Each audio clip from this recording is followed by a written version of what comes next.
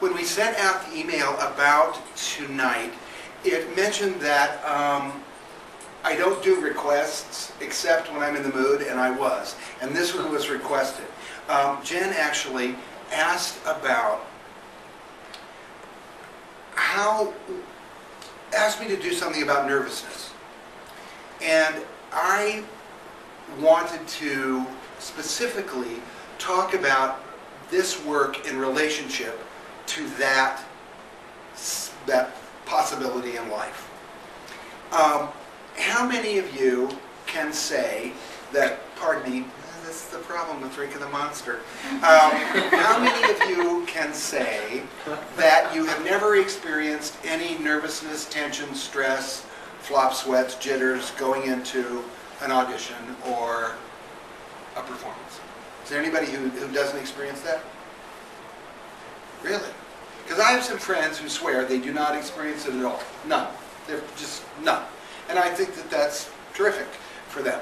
I don't understand it. I know that I experience less of it teaching, doing this than I used to, because I've done it quite a bit.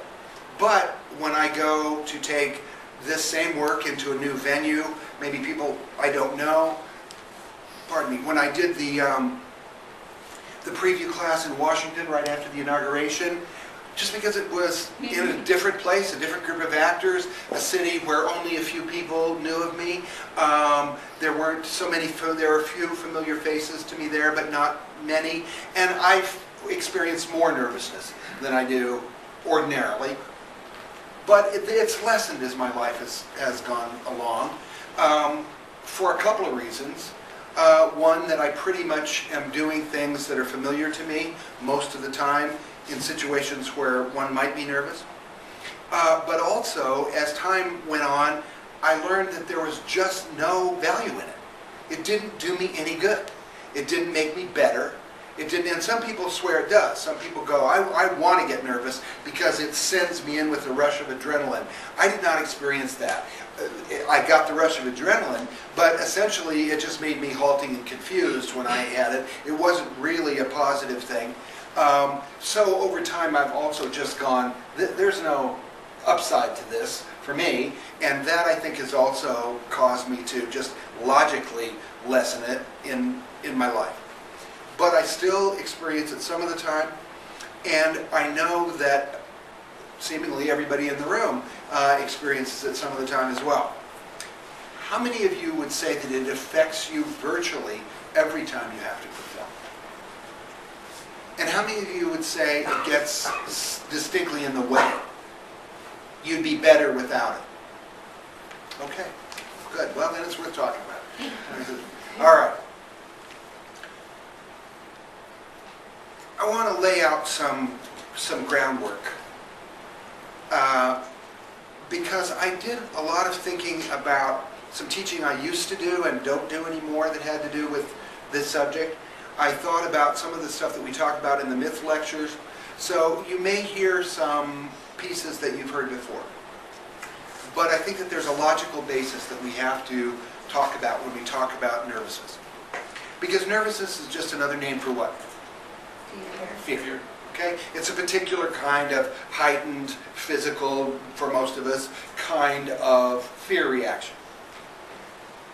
I think one of the things that's important in dealing with it is to understand that fear is essentially our friend.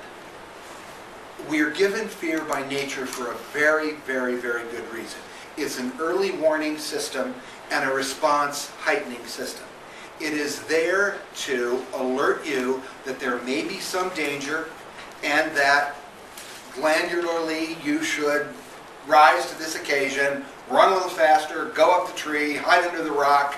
You know, it's that essential animal reaction that says there's a threat, I should react to it, I should protect myself. And clearly that is a blessing to us because our survival is probably, or our chances to survive are enhanced by the fact that we respond, take action, get out of the way, and perhaps have to defend ourselves.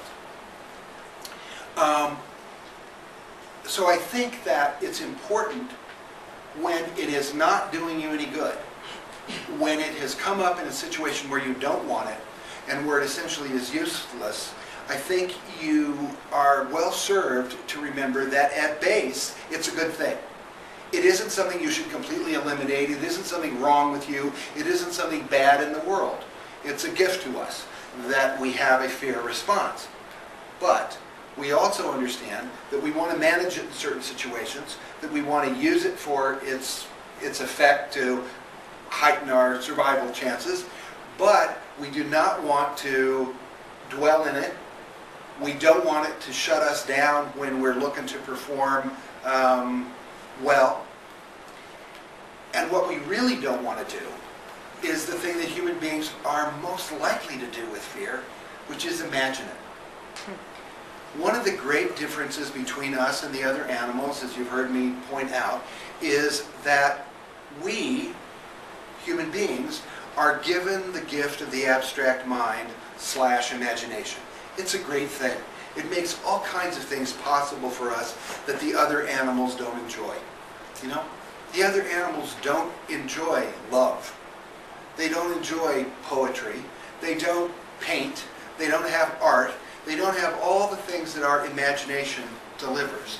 But they also don't have worry. You know?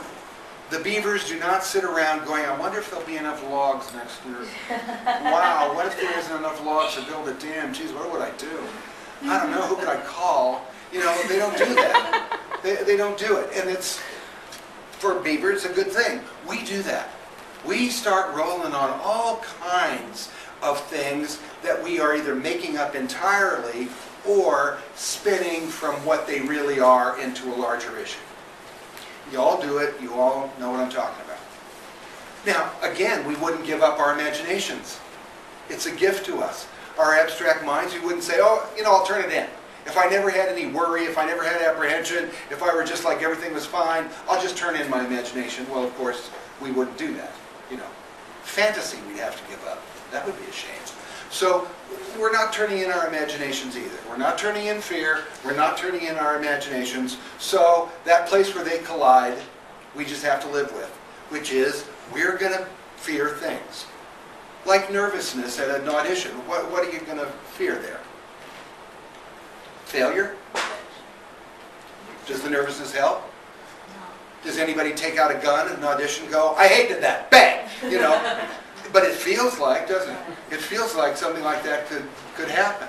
And then, of course, we're fearing that we're going to screw up. And, of course, then what happens? Screw up.